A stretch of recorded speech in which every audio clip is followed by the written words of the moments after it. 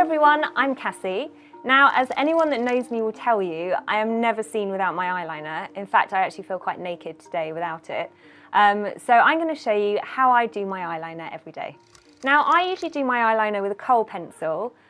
Just because I've got it down to a T, I can literally do it in 3 seconds flat. But kohl doesn't tend to last that long. So what I'm actually going to do today is use this gel liner from Bobbi Brown, as it gives that it gives the same effect as a kohl in that it's slightly softer than a liquid line, but it's totally budge proof, which means it's great for an evening out. So I'm going to start by applying a taupey eyeshadow. It just provides a really good base for your eyeliner to stick to. And also I tend to get sort of bluey veins on my lids, so it just kind of covers and neutralises anything like that. So I'm literally just going over the lid, just a really thin, subtle veil of colour. It's not necessarily going to look like you're wearing eyeshadow. Other side as well. And I always do a little bit underneath as well, just to kind of balance it out. Bobbi Brown do this eyeliner brush here, which has a kind of rounded tip. But you can go for an angle tip, it's a matter of preference. So I've gone for the black, because black is the colour that I tend to wear. But obviously if you want to go a bit more subtle, you can go brown. And then it's literally a case of dipping your brush into the product. And then applying it. Now I tend to just go for it basically, do one big swoosh. But I know that's kind of scary for some people, so if that does scare you and your hand isn't the steadiest, I would literally just go for a couple of dots all the way along the lash line.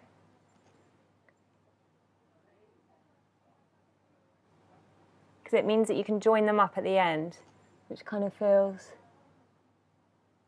a bit less scary. So once you've done your dots, literally just a case of joining them up.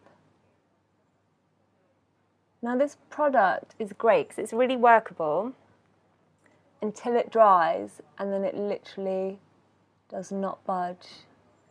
So time is kind of the essence, but you don't need to go crazy. That's a kind of really rough eyeliner, but the great thing you can do, Q-tip, and you can basically just manipulate it into any shape you want. If you've made any mistakes, you just go over it. If you need to redo a bit, you can literally just dip it in a bit of makeup remover, smudge it out. And the flick at the end is totally up to you. It depends on your shape of eye. My eyes tend to go down a bit at the bottom, so I always like a bit of a flick going up, kind of angle it upwards. That does give a bit more of a retro effect as well. But again, it's totally up to you. You can take it as far out as you want. You can kind of make your eyes look slightly bigger by just really subtly changing the shape of them using your eyeliner. But it's a really handy tool to kind of give the effect that you want.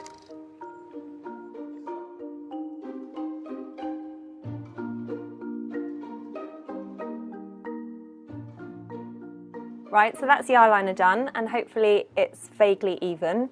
But again, you can just play around with that. Always do one eye first, then the other eye, as your eyes are both slightly different shapes, so never try and do them kind of simultaneously.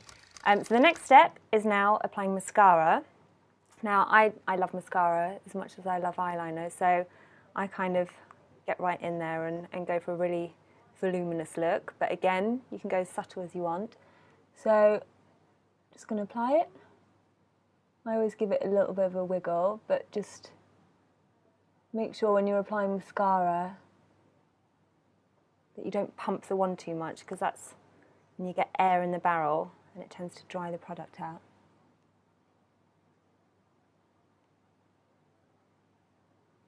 Now try and get it right into the base of the lashes as well, so that there isn't a gap between your eyeliner and your mascara, because you don't want to see that sort of gap in the middle, so really try and get that in there. that's mascara done. Now I'd leave that to dry for a couple of minutes before curling my lashes. Especially since hitting 30, I think just curling your lashes just gives them that real sort of fresh, eye-opening effect. Now I know it's a bit controversial to do it after you've applied mascara. I think some people are worried about your mascara sort of sticking to the eyelash curlers. But I personally prefer to do it afterwards. I think it just gives a kind of, it holds it more and gives it more of a sort of lifted effect. But do wait for them to dry first properly. So I think they're pretty much dry. So I'm going to go in there with the curlers. And again, just get right in there, right to the base. Give them a couple of squeezes. That's the first one. Do the same for the other one.